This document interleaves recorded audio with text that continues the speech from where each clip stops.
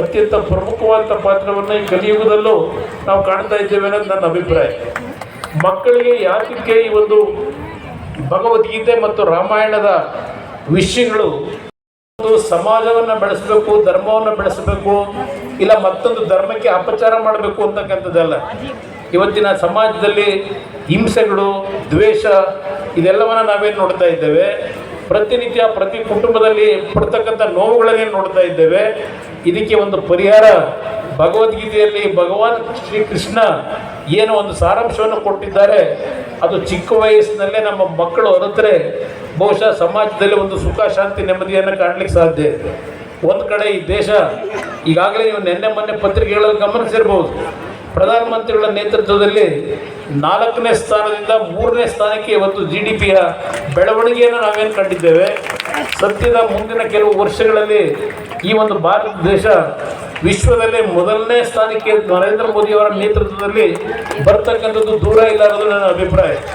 ಈ ರೀತಿಯ ಒಂದು ವಾತಾವರಣವನ್ನು ನಾವು ಕಂಡಿರ್ತಕ್ಕಂಥದ್ದೇನಿದೆ, ಈ ಭಗವದ್ಗೀತೆಯ ಒಂದು ಸಂಪೂರ್ಣವಾದಂಥ ಮಾಹಿತಿಗಳು ನಮ್ಮ ಮಕ್ಕಳು, ನಮ್ಮ ಕುಟುಂಬಗಳು ಇವತ್ತು ಅನುಕರಣೆಯನ್ನು ಮಾಡಿದ್ರೆ 10% ಈ ಭಗವದ್ಗೀತೆಯಲ್ಲಿ ಇರ್ತಕ್ಕಂಥ ವಿಷಯಗಳನ್ನು ನಮ್ಮ ಜೀವನದಲ್ಲಿ ಅಳವಡಿಸ್ಕೊಂಡ್ರೆ ಬಹುಶಃ ಸಮಾಜ ಇನ್ನೂ ದೊಡ್ಡ ಮಟ್ಟದಲ್ಲಿ ಶಾಂತಿಯ ವಾತಾವರಣವನ್ನು ಕಾಣ್ಬೋದು ಅಂತಕ್ಕಂಥದ್ದನ್ನು ಈ ಸಂದರ್ಭದಲ್ಲಿ ಹೇಳ್ತಾ, ಪರಮ ಪೂಜ್ಯರು ಈ ಕಾರ್ಯಕ್ರಮಕ್ಕೆ ಬರಲೇಬೇಕು ಅಂತಕ್ಕಂಥದ್ದನ್ನು ನಮ್ಮ ಇನ್ನೊಬ್ಬ ನಾಯಕರಂತ ಈಶ್ವರಪ್ಪ ಅವ್ರ ಕಡೆಯಿಂದ ದೂರವಾಣಿ ಕರೆ ಮಾಡಿಸಿದ್ರು.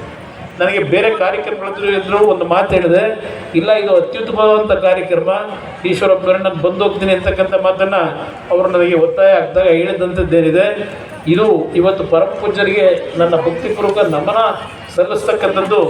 ಈ ಸಮಾಜಕ್ಕೆ ಇವತ್ತು ಏನು ಬೇಕಾಗಿದೆ, ನಾವು ರಾಜಕಾರಣಿಗಳು ಹಲವಾರು ರೀತಿಯ ತಪ್ಪುಗಳನ್ನು ಮಾಡ್ತೀವಿ.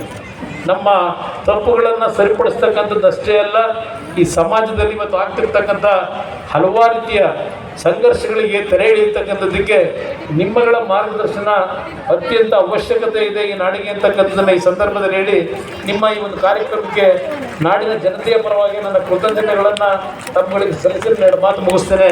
ಜೈ ಹಿಂದ್, ಜೈ ಕರ್ನಾಟಕ. ಧನ್ಯವಾದಗಳು ಮಾನ್ಯ ಶ್ರೀ HD ಕುಮಾರಸ್ವಾಮಿ ಅವರಿಗೆ. ಇದೀಗ ನಮ್ಮ ಮುಂದೆ ಕರ್ನಾಟಕ ರಾಜ್ಯದ ಮಾಜಿ ಮುಖ್ಯಮಂತ್ರಿಗಳು, ಮುತ್ಸದ್ದಿ ರಾಜಕಾರಣಿಗಳು, ಹಿರಿಯರು ಶ್ರೀ ಯಡಿಯೂರಪ್ಪಾಜಿಯವರು ಈ ಸಭೆಯ ಕುರಿತು ಮಾತನಾಡಬೇಕು ಅಂತ ವಿನಂತಿಸಿಕೊಳ್ತಾ ಇದ್ದೇವೆ.